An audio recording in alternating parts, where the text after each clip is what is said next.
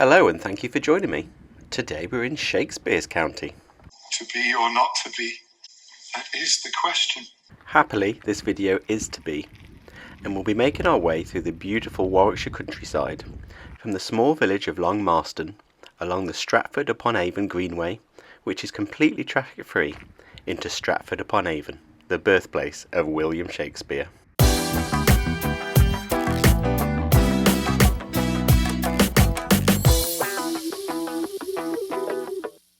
We're starting today's ride in the village of Long Marston, and if the rails in the road here don't give away the fact that we're about to ride down an old railway line, the fact that the starting point is on Station Road should. You will find a small amount of parking here in this gravel lay-by, and from here we'll be making our way up the Stratford-upon-Avon Greenway, along this disused rail line to Stratford-upon-Avon itself. Now today I'm bringing with me my own flesh and blood, my two youngest children, one of which will ride some of the way in this bike trailer.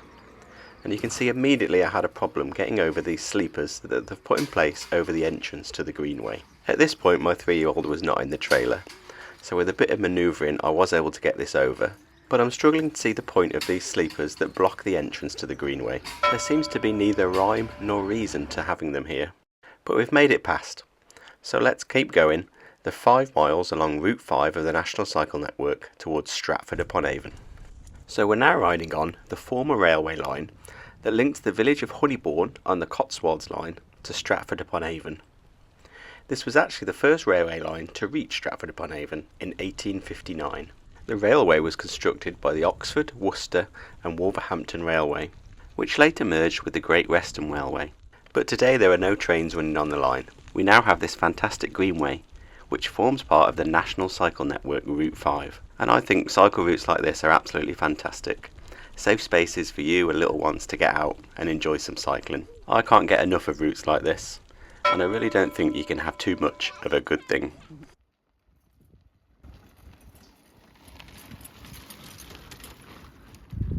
After some lovely flat cycling, we make our way to Wire Lane, which we need to cross over to carry on up Route 5 towards Stratford. You can see there's no barriers this side, but on the other side they've put these ridiculous sleepers in again, which my 4-year-old has got stuck on, and I'm going to struggle to get the trailer over. Thank you, Warwickshire Council. So after helping my 4-year-old through, it was my turn to try and manoeuvre the trailer over these sleepers.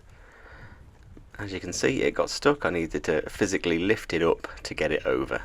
Luckily at this point still my 3-year-old was still riding his balance bike, so he wasn't in it, so it did make it a little bit easier. But I really do struggle to see the point of these when you'd easily get a motorbike through there. My only thought is the council probably don't want people on mobility scooters or wheelchairs or people on trikes coming down here for some reason. Not quite sure how they get away with that, but that's the only logic I can see for these silly sleeper barriers. A little further up the Greenway we come across another junction. To the left is a farm track, and to the right is a rather new cycle path that looks like it's very recently been put in. The cycle path heads over to RAF Long Marston and what looks to be a rather new housing estate they're building over there. This crossing point, which is aptly called Airfield Crossing, and here, unlike the beginning of the Greenway and where it crosses Wire Lane, there are no barriers at all, so my 4-year-old is able to ride through with no trouble at all. Unimpeded by barriers, I was able to take in some of the lovely views of the farmland surrounding this Greenway.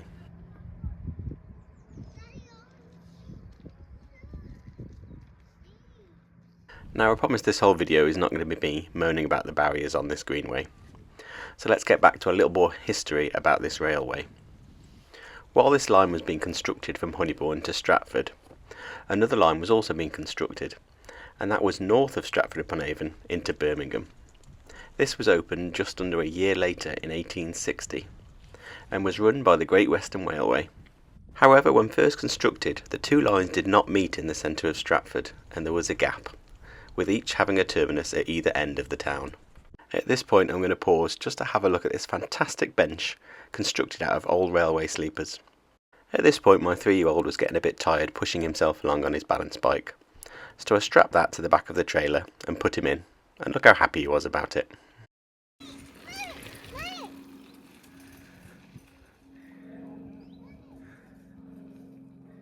So back in 1860 we had this line heading up from Honeybourne to the south of Stratford-upon-Avon, where it terminated, and we had a separate line run by the GWR, running from the north of Stratford up to Birmingham. The two branches were connected in 1861, but the current station in the centre of Stratford wasn't constructed until 1863, and it was later that year that the Oxford, Worcester and Wolverhampton Railway, that ran this line, merged with the Great Western Railway, who ran the line coming into Stratford from the north.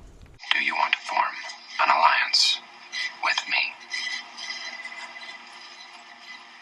Absolutely, I do. It was probably somewhat of a foregone conclusion that these two railway companies would merge, given that using this line and the line north of Stratford meant you could run through trains from Birmingham down to Bristol or London.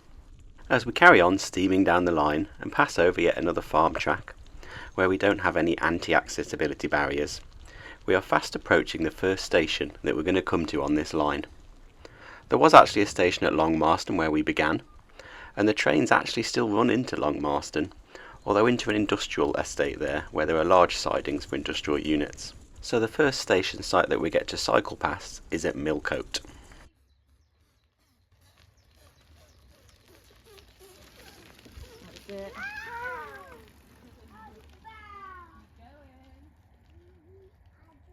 As we approach the site of Milcote Station, cyclists are directed to head up the left fork here, up what is rather a narrow and bumpy track, not perfect for having the bike trailer on the back. There is a lovely cafe here, but as a cyclist you're directed round the back and to the crossing point next to the bins of the cafe. Walkers are directed down the main part of the Greenway, which passes in front of this lovely cafe, which occupies an old railway carriage, just before the route crosses the road here at Milcote. Again we have to cross over these silly sleeper barriers, which as I said here are located next to the bins, and I had to at this point get my wife to help me as my little one was in the trailer, and I couldn't have done this without two people. This is a fairly busy road that we cross at Milcote, so do take care. And when we got to the other side we were faced with this, a kissing gate that the trailer wouldn't go through, and a gap that wasn't large enough for the trailer to go through.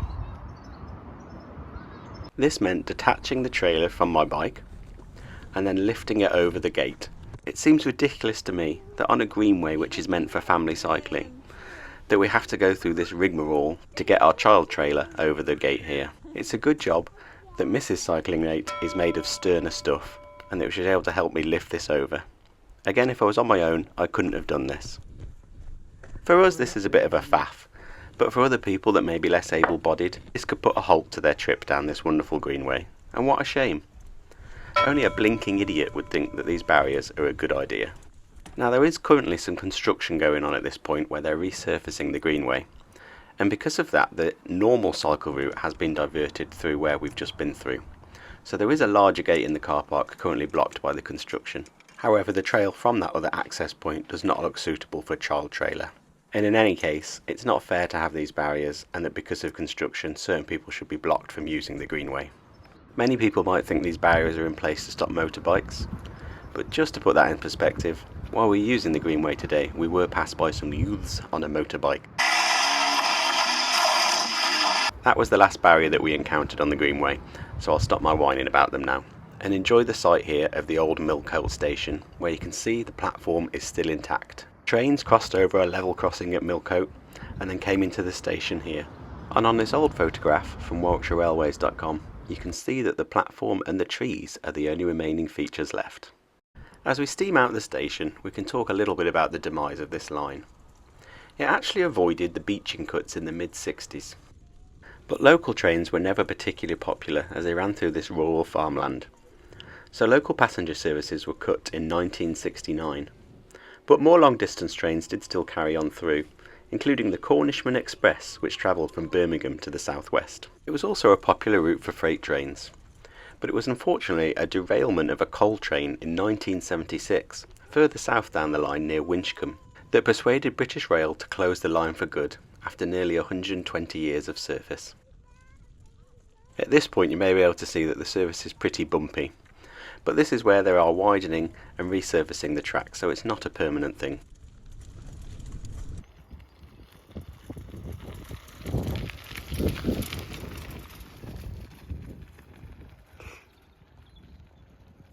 A little further up the route we crossed Chamber Crossing Halt, where there was a small halt in between Stratford and Milcote Station. Here the scenery really opens up and you can see the farm landing and the surrounding area. And if we look behind us, we'll see the point of where the actual chamber crossing halt was.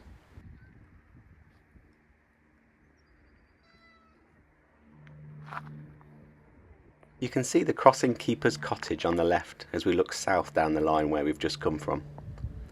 The halt was opened in 1904, but obviously was not very busy being in a very rural area, and it closed in 1916 and never reopened. After this section of line was closed in 1976, it was obviously turned into this Greenway by Warwickshire County Council, and what a great place it is to cycle. But there has been a lively campaign to reopen this section of track down to Long Marston. This would allow trains to run south from Stratford-upon-Avon, which they currently can't do, and on to Honeybourne, where the trains could join the existing national rail network and provide quicker access south for the residents of Stratford-upon-Avon. However, after strong opposition and a feasibility study done, it was announced in 2022 by the government that they would not be progressing with plans to reopen this section of line, so for now the Greenway is safe. The campaign to reopen the line turned out to be somewhat of a wild goose chase. But it's a really interesting dilemma.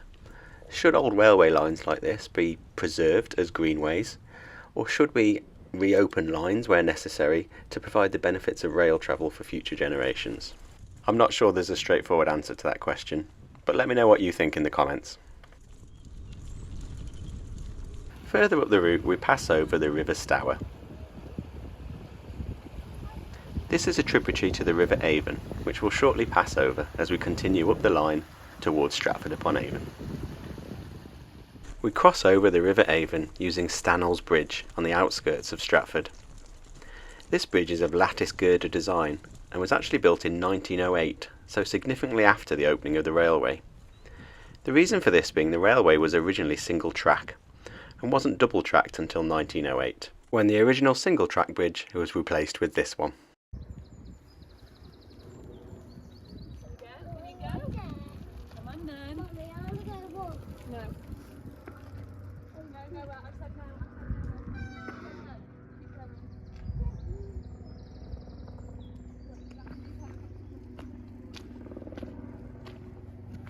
Currently, as you can see, only half the bridge is in use for the Greenway.